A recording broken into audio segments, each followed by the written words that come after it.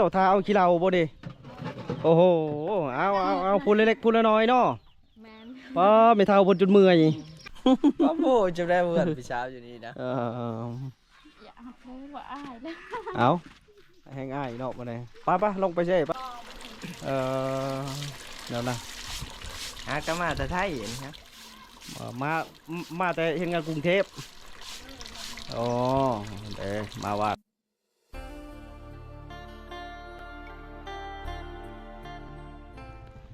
เอากราบทักทายแล้วก็สบายดีมาทุกคนนะขอยินดีเข้าสู่ส่องบาลงกันวิธีชาวบ้านใช้เก่าเส้นเดิมทุกคนเลยกับวันนี้เบากาชีไปหาเลาะชนบทนะกับปลาหมุกตามสไตล์ทุกคนเลยกับมาหาผลอยู่เพื่อนเฮากับชิเลาะเป้าหมายเฮากับชิเลาะแถวบ้านเชียงรายน้ำเลยได้ไปหาบ้านพลบกว่าชาแล้วก็บ้านกระชกบ้านกระแสนนะทุกคนเลยว่าชีพบไรกับวิธีชาวบ้านของเพิ่นว่าชาชีวิตกันเป็นอยู่ว่าจากไรใครจะคนไปติดตามอีกที่นึงทุกคนเลยกับตัวนี้กระทาเบาหมุกตามสไตล์เพิ่นพาดมันได้ทุกคนเลยแต่ละมือนี่เห็นบ่มันนี่พอได้มันได้เงินว่าชาพอแถวชนบทเขานี่อาชีพคือเฮ็ดมัดนะยำนี่เพิ่นก็ใช้เครื่องพานตัวนี้แหละทุกคนเลยเด้สวนเอื้อยของเพิ่นเอื้อยเบาหมุกสบายดี เฮ็ดไปยังอันนี้ขุดขนาดพักคือมุ่งไหวไปเลย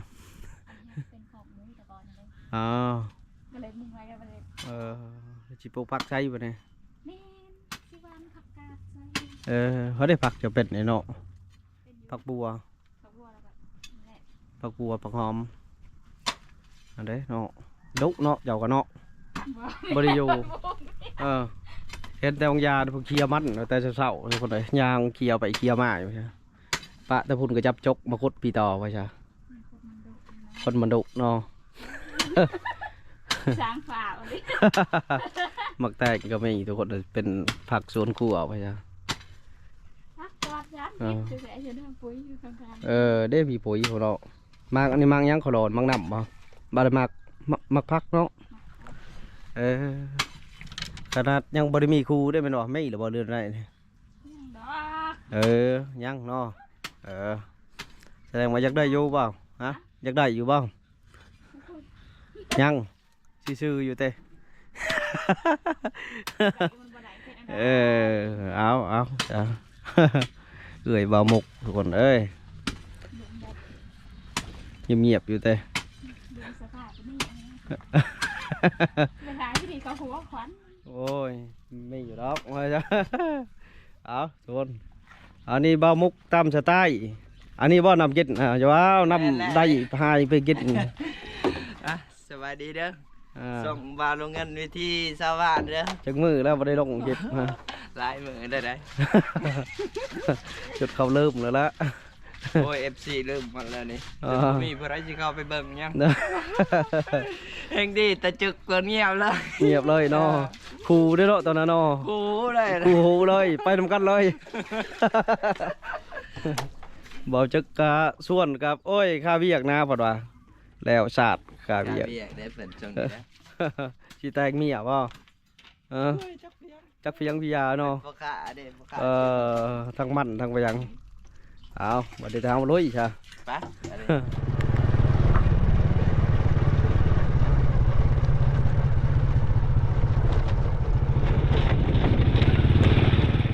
เอาทุกคนซื้อซองไงน้องเอาลุยได้วันนี้ได้ซ่อนกันตะโปดเดี๋ยวเบิ่งเอาจักจีไปมาใช้สีผ้าเบามุกตามสไตล์ไปหายอกผู้สาวทุกคนเลยเพื่อจีไปวันผู้สาวนี่กี่คนนี่เต็มหมดแล้วเนี่ยว่าคือชิมานอยู่ดอกได้คนรอไปน้ำทุกคนเลยคนกระแดะเนี่ยได้ชูอายแล้วกันมาได้ทุกคนเลยมันดีกว่าคอยมาได้ดีเลย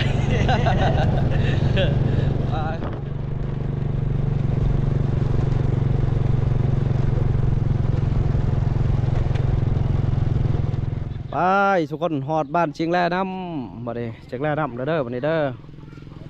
เอาเลยเลาะไปทางไหนดิบ่ผู้สาวไปทางไหนอันนั้นเอาแล้วโอ้เห็นขี่เลาะไปเลาะมาทุกคนเลย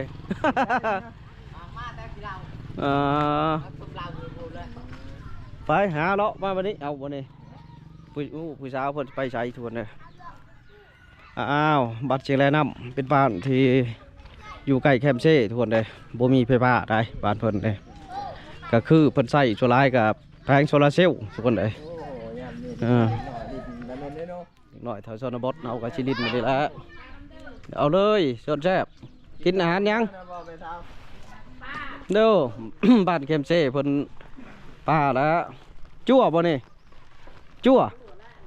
โย่ลิ้นเอาในมะขาม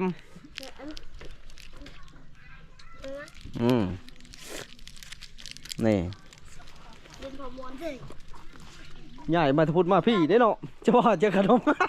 จะเจอตัวพุ่นตัวไผ่ยามนี่แล้วเพิ่นเฮ็ดกินอยู่ลุมทุกคนเลย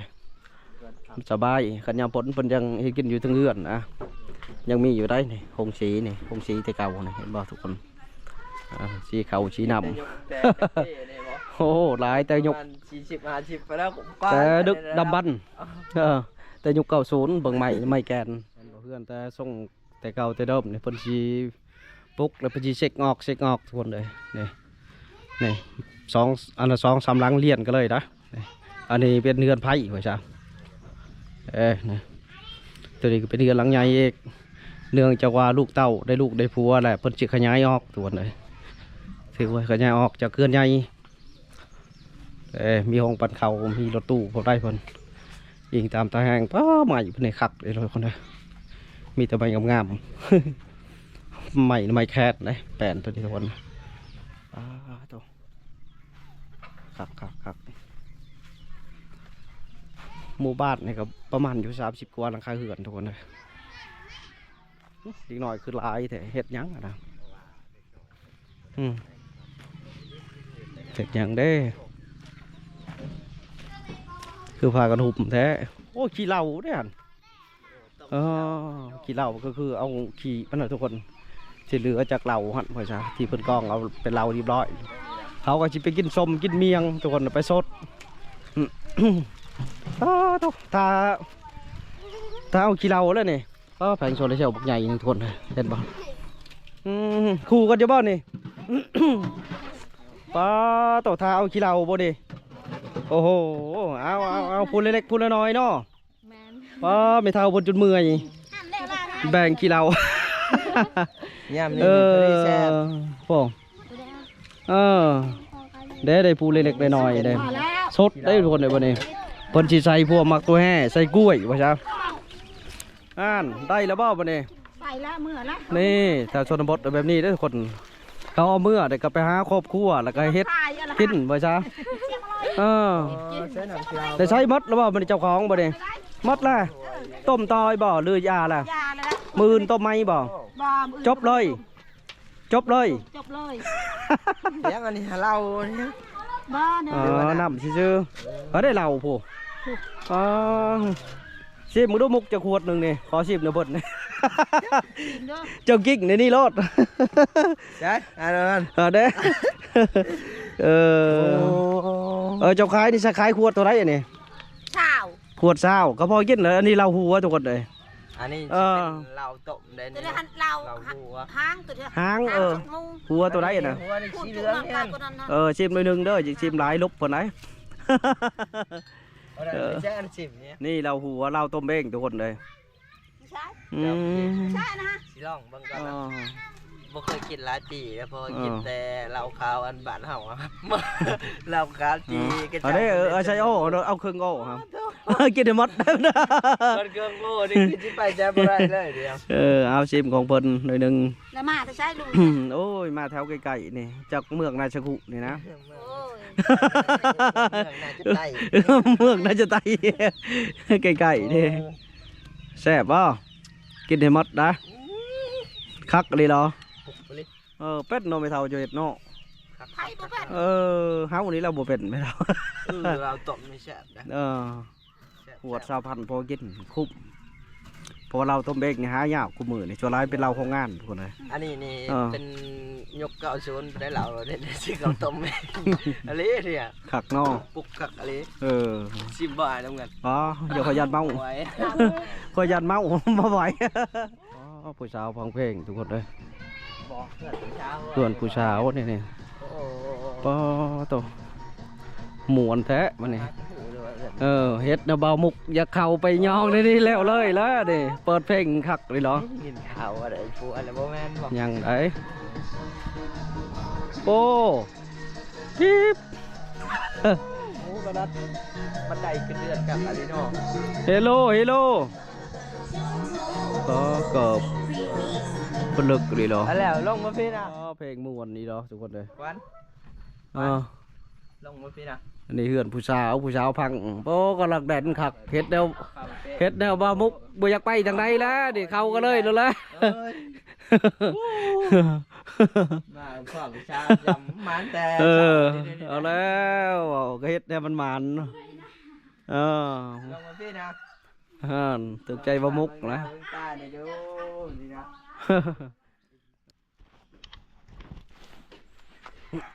บ่ได้ไปใช้ยังเดี๋ยวนี้นี่ฮะเออบ่ได้ไปบ่ได้ไปเฮ็ดงานเฮ็ดหยังเนี่ยมาล่ะเดี๋ยวได้บุญดานหาก็บ่เห็นเห็น เนี่ยไปกับสาวโน่ บ้านกลางคืนก็หาในซอยเอ้ยสาวขวัญบ่เห็นเลยพุ่นน่ะแล้ว คิดว่าอะไรอ้ายเด้ เออบ่ได้ไปหยังบ่ไปหาป่าหาไปหยัง บ่ได้ไป บ่ได้ไปหยังไปนาไหม่พี่ว่าเอ้ย บ่ได้อัน โน้ย โอ้ยปอ ไปหาหน้า ล้างไอ้ไปหยังตะคอก็บ่ได้ล้างกันโน่นางโน่นั่งเฮ็ดสอบเพียงนางหน่อยบ่พอนอนอยู่รุมนี่บ่เจ้าหรือนอนเทิงผู้บ่าวมาหยอกอยู่บ่แต่ละมื้อนี่ เอาแรงแล้วก็จิมาแล้ว มื้อแรกเอามุกขี้มาพร้อมบ่ฮะพร้อมบ่พี่ชักยางไปพุ่นแห้งออกไปใช้แดด ได้ละอัดคลิป โอ้ยโอ้แพงออกไปใช้แดดอันนี้ ตายแล้วนี่ อัดคลิปผูกแล้วกัน จึกสิหลักง่ายพี่สาว สาวขวัญแต่ก่อน เขายังบ่จักเด้ แต่ก่อนเจ้ายังบ่จัก เอ็แล้วก็อาย งามมาเลยเจ้ เฮ็ดต้องเต่า ก็งามเลยในใช้หมูไปช่วงหันไปใช้มัดละ หมู่เขาเอาผัวไปทำงานหมดแล้ว อ้าวยังแต่เจ้ามาเนี่ย มาจองในกระเวนได้มาหาแฟนไหนกันจักเพิ่นไปทางนั้นแหละ เพิ่นไปเฮ็ดงาน แจ้งบ่เมื่อบ่นะมื้อบุญฮะตอนเช้าแล้วเมื่อบ่ อืม สิได้เนาะ ไปเพื่อหรือกินกับผู้บ่าว ไปกับหมู่ ไปกับหมู่บัดกลางคืนปัญหาบ่เห็นได้ใช้ก็ว่า อัดคลิปออกรายการแล้ว บ่ได้อัดดอกสัญญาณไม่เนาะอยู่นี่เนาะบ่มีแต่ไฟฟ้าว่าหยัง สัญญาณหลักเพียงหลักเก้าหลักหาง ปากเก่า หลักเก่าเท่าเดิม ใส่หลักเก้าอะไรอย่างนี้นะ บกควันสมมติว่ามีผู้บ่าวมักเดี๋ยวนี้นี่ยังเปิดใจอยู่บ่ บ่ฮู้กัน โมโหคือกัน ว่าเราเคยอยู่คือกลางนี่เด้ ล่มกันก่อนบ่สมมติว่าชาวบ่าวมุกในพานบ่ฮะ บ่ฮู้ บ่ฮู้ลายบ่าวมุกบ่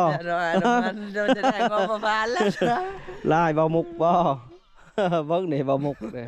เราเราพร้อมมาเจ็บแล้วนะโอ้ยอ้ายไปยังกล้องมันก็อยู่แต่มัน แล้วก็ดอกจะเลย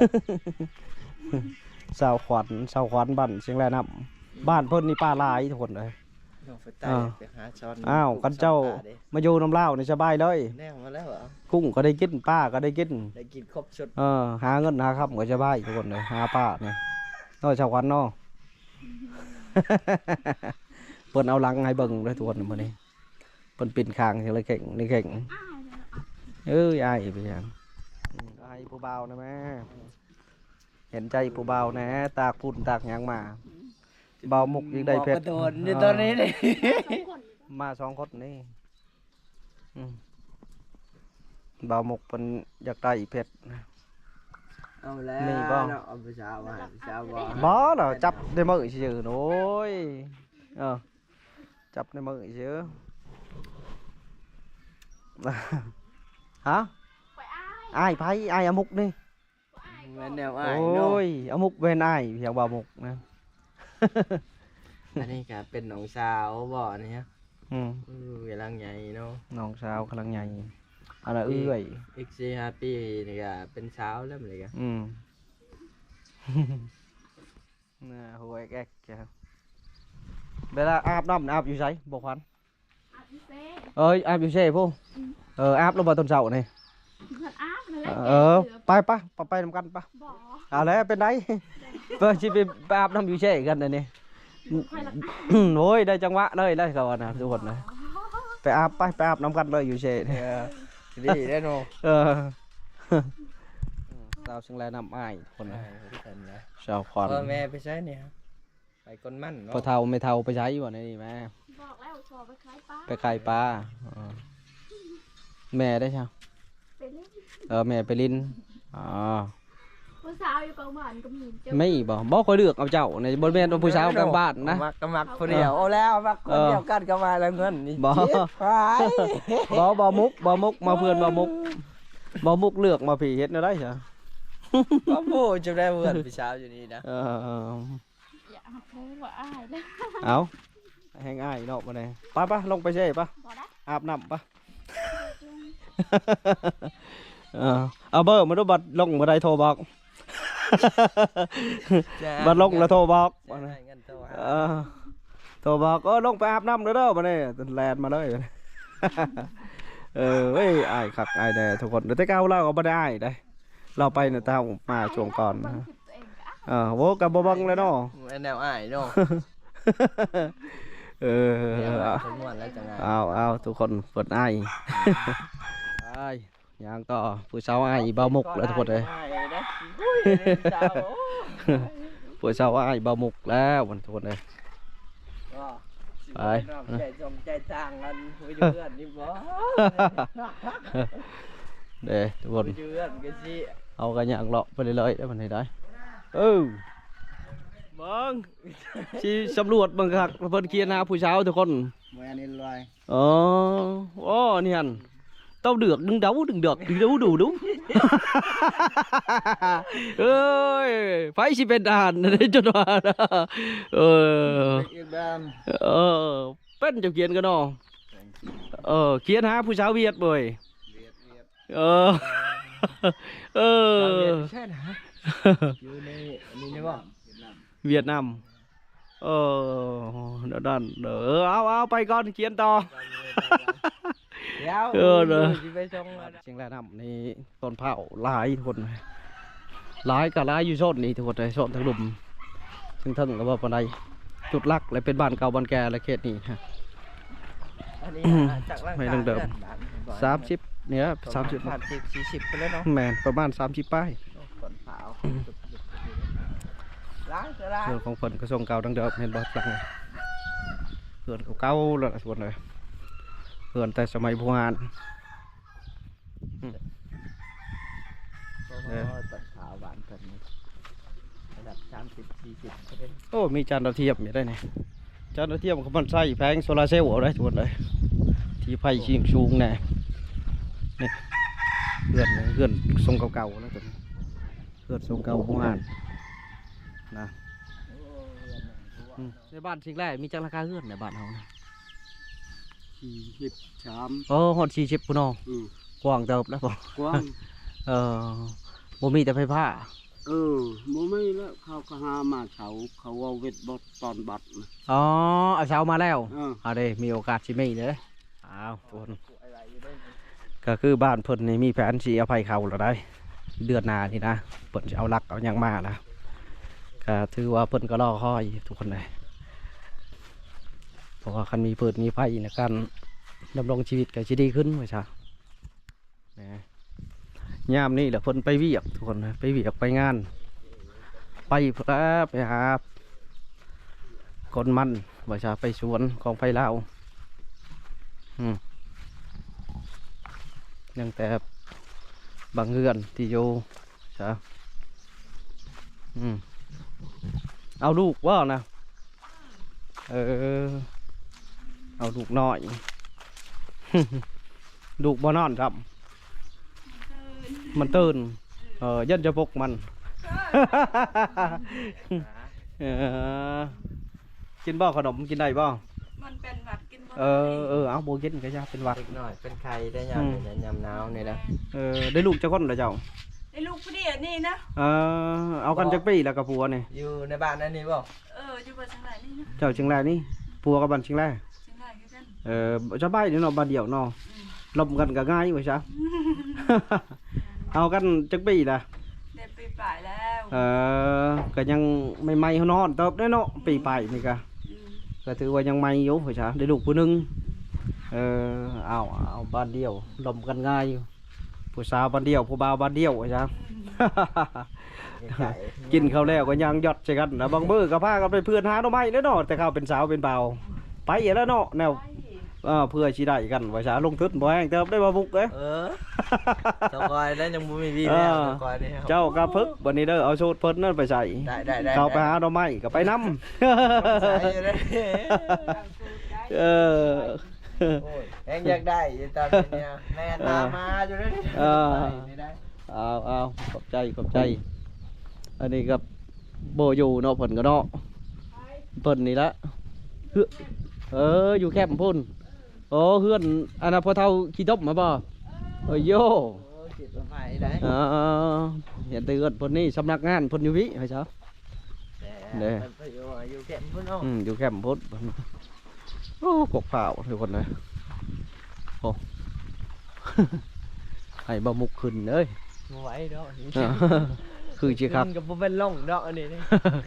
ลองยามันเนาะคะแนนขึ้นหอด นี่จะคิวหาแท้แล้วเดี๋ยวนี้จะ หมกเผาบัวห่านถือว่ามีแต่ต้นสูงๆทุกคนเลยต้นใหญ่ต้นสูง เราเข้าซะนี่ อ้าวโอ้เฮือดตัวนี้คักเลยทุกคนเลยเสาบักใหญ่นึงเสาแต่ก่อนแล้วเสาถากก็ได้เนี่ยพาแปดไม่แคสสมัยก่อนนะตัวเบื้องขางนี่หน้า15พอได้ขางเฮือดคือเฮือดเลย ถือว่าเป็นสีเจาะห้อยเอาแต่ก่อนนะก็ประมาณนี้ทุกคนเลยบ้านเชียงรายนำก็ถือว่าเฮาก็ได้ทายให้ทุกคนเบิ่งหลายเถื่อแล้วทุกคนเลยนี่คือน้ำประดานทุกคนน้ำประดานของชาวบ้านเพิ่นถือว่าน้ำประดานรวมเลยเพิ่นมาใส่น้ำในนี่ละ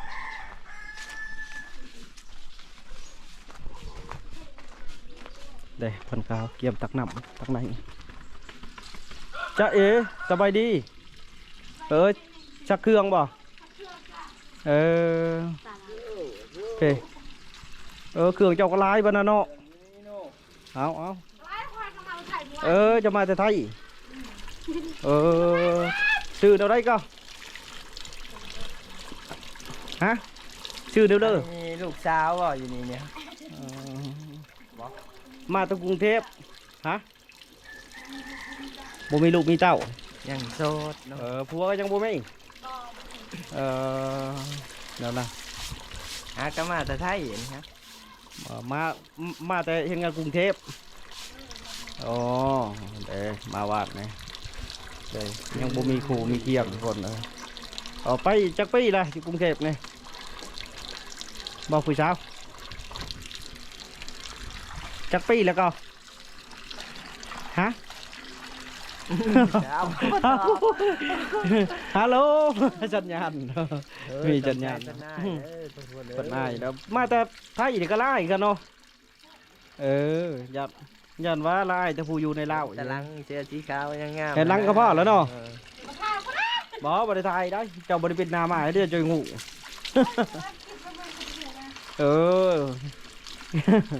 เอาว่าคนสักเครื่องสวยนี่บ้างไว้อีกบ่เมื่อยบ่ผู้สักผู้เดียวบ่มุกสักเป็นได้บ้างบ่เลยทำดาวในสักเครื่อง ชอยกับสีชอยแล้ว โบ้ยบ่มุกสักเกาเดียวเนี่ยไว้ได้ แต่จักว่าสีสะอาดหรือสะอาดได้เลยนะ ผู้สาวสักเครื่องใส่เฮือนอยู่ใส่ก่อนเมื่อแรกใจบ่มุกมาดิดน้ำเลยเห็นแต่กระโปงทุกคนเลยปีหลังมา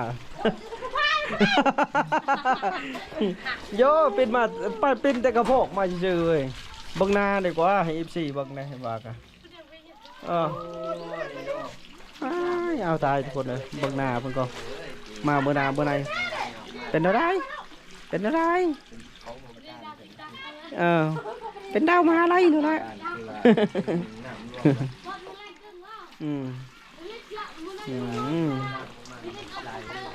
ใส่เฮือนอยู่ไรก่อนบอกผู้สาวก็ละให้แห้งอยู่ทุกคนเลยสาวก็ละอ้าย ฮะเฮือนอยู่ทางพ่อ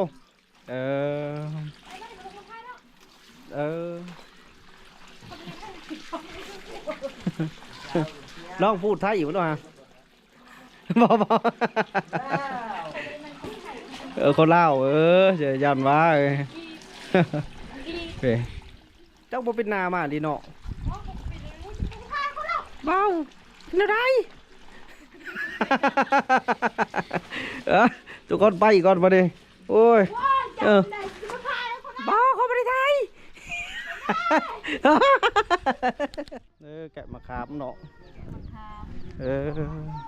เจ้าซื้อเอาบ่มะขามซื้อมาแล้วมาแกะมาเนี่ยเจ้าเองนี่ขึ้นป้าตัวเก่งนี่ดิเจ้าสูงป่ะ เขามาซื้อโลเท่าไรแถวนี้บอก ไปกายอยู่อันนั้นพลาน อยู่พระราม โล9,000บ่แพงมะขามมันได้ระมัดระวังเลยทั้งเลย ยังบ่ได้เอาอยู่หน้าก็ยังไปเอา เจ้าซื้อเป็นต้น ซื้อเป็นต้นเอา แกะนี่ก็จะน้อยมดบ่เนี่ย บักอยู่ดอกสับนั่นนี่ เก่งเติบหน่อยเจ้าแกะก็ได้มะขาม แกะได้ ก็ถือว่ามะขามในชื่อเป็นต้นนี่ก็กำไรดีนะ กำไรหลายเติบจะได้นี่นะ ไปกับน้องให้น้องขึ้นเอา อันนี้ก็น้องแล้วไปน้องสาว3 คน ผัวบ่ได้ไปนำ ผัวอยู่ภาคใต้ เฮ็ดงานที่ภาคใต้พุ่งโอ้ไปไกลเด้เนาะเราไปดนหรอบ่ ดนและปีนึงบ่ ใช้เฮือนเจ้าอยู่ใช้ก่อน อันเด้หื่น นี่โลดเยี่ยมพากันมาอยู่ที่ผัวก็ได้ บ่ได้พักแล้วเห็นงานเป็นปีเว้ย เห็นงานเป็นปีก็คือเห็นงานสวนเนาะ เห็นงาน สวนทุเรียนบอก แม่นละบาทได้พอแล้วเพิ่นจังได้ให้อันนี้ลูกบ่จะคนได้ลูกเจ้า ลูก3 คนแล้วก็หลาน หลานก็2 คน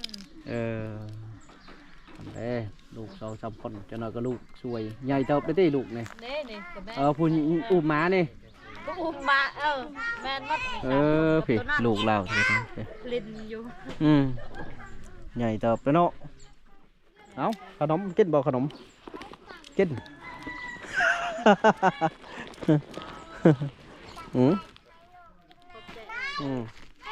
เอาแบ่งกันกินพูละกอดพูละไรคู่บ่เบิ่ง2 4 5 2 4 5พอดีพูละกอดเลยกินหลายกับมันสิอันนั้นเอ้าเจ้าขอบใจเด้อกินหลายจะเป็นวัดไปจ้ะเอาไปก่อนบ่นี่อันนี้đấyไปอยู่เดือดเขาเนี่ยเดี๋ยวมาเยี่ยมเพิ่นก่อนสบายดีเฮ็ดยังก้อยพักก็เป็นแต่แซ่บแล้วเนาะเอาลูกบ่ฮะหลาน